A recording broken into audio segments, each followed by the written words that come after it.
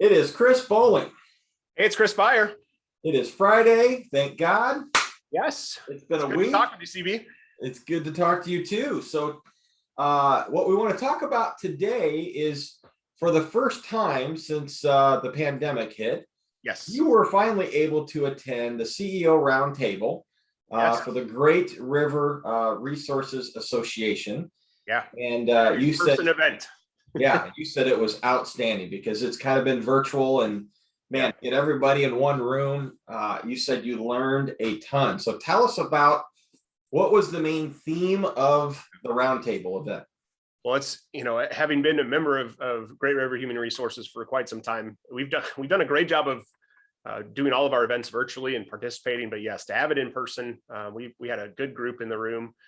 But the focus of this was a CEO roundtable with 4 CEOs in the Quad City area. We had healthcare, we had service industry, we had a nonprofit, and then we had a manufacturer. Wow. So very, very diverse in terms of their experiences and their organizations. But they were talking about what it's like for the C-suite, the executive team, to interact with HR.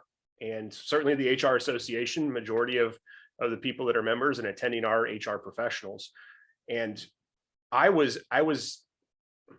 not going to say amazed, because I should know this. These are quality organizations, but to hear from CEOs how much value they place on their HR directors and how they have a seat at the table in decision making, even pre-COVID, it was a good confirmation to know that we've got good leadership in our communities. Yeah, well, and you and I get to play this balance when it comes to the renewal, when it comes to when we're making those financial decisions, and HR sees the value in something, and CFO is, how do we financially afford this? But I couldn't say it better.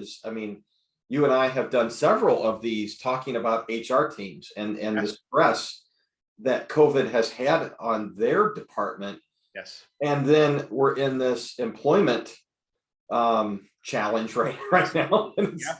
And it's more and more. So tell me more. It was confirming. You and I had a meeting with a client a week or so ago where we met with HR director, CFO, and the CEO to talk through healthcare strategy. And all 3 in that room had different points of view. And, again, several of these members of the organization we work with as clients, but it was good to hear that organizations that we don't yet work with are thinking this way, that they're trying to be collaborative in what they do. But I'd say that the 2 things that really stood out to me beyond the leadership that was just good to see was so much of the value of the business. And these were, I guess, technically 2 nonprofits and 2 for-profit organizations. The value of those organizations is solely based on the value of the people. And to hear that from each and every CEO across all 4 of those organizations, that if we're not investing in our people, if we're not training them, if we're not helping them see a path to a better career, we're going to lose those individuals, and the value of our organization is going to be diminished by that person, and probably multiples when that person might leave. It wasn't a talk about how do we hire people, it was how do we develop our people, which was a refreshing thing as well, because so much of it is we can't find people, but in the meantime, they're focusing on how do we just make the people that are here better so that we are even better than our competitors in the same space. Yeah. Well, we had my wife Carrie on here a few weeks ago, which she's a registered nurse, and she works for a large cardiology group, and this has been her message for years. Is of course you need the doctor, right?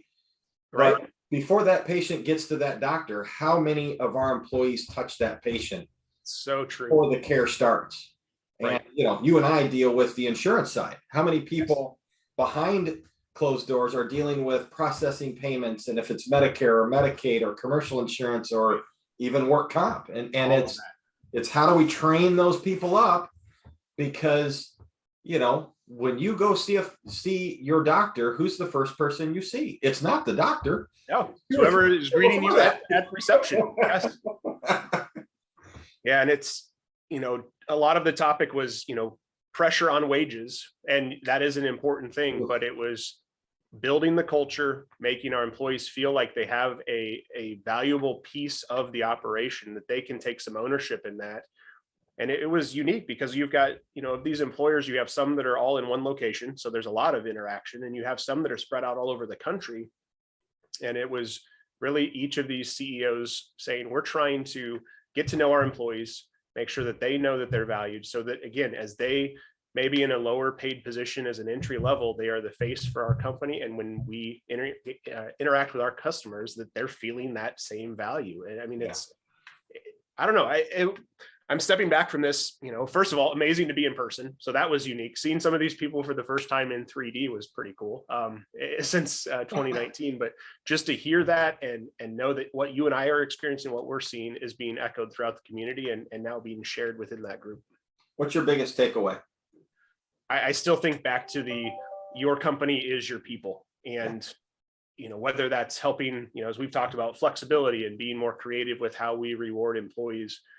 It's not just the knowledge, it's that employee that if we were to go, sell that company or that organization was purchased, that employee has to stay on because the value of that business deal is that person. It's not what you make, it's not your property. Hearing that was really impactful, that if we don't invest in our employees and make sure that they feel a part of that organization, that we have no company. And that was echoed throughout the entire room. No different than our business, the It's people that are doing all the heavy lifting are typically not the people that are out, seeing our clients face to face. It's us, but everything we do, we go back and we've got such a great group of people that are there to execute, Absolutely. So it truly takes that full spectrum to make sure that we're taking care of a client. And it was like that for all different industries within that roundtable. So it was a good event. I was happy to be there. I'm glad you were able to attend. I know that you were excited, and I'm glad that you walked away with some knowledge that now we can help our clients with. So well done, Mr. Byer. Thank you, CB. Good to see you. Enjoy your Friday. You too. All right, we'll see you. Bye-bye.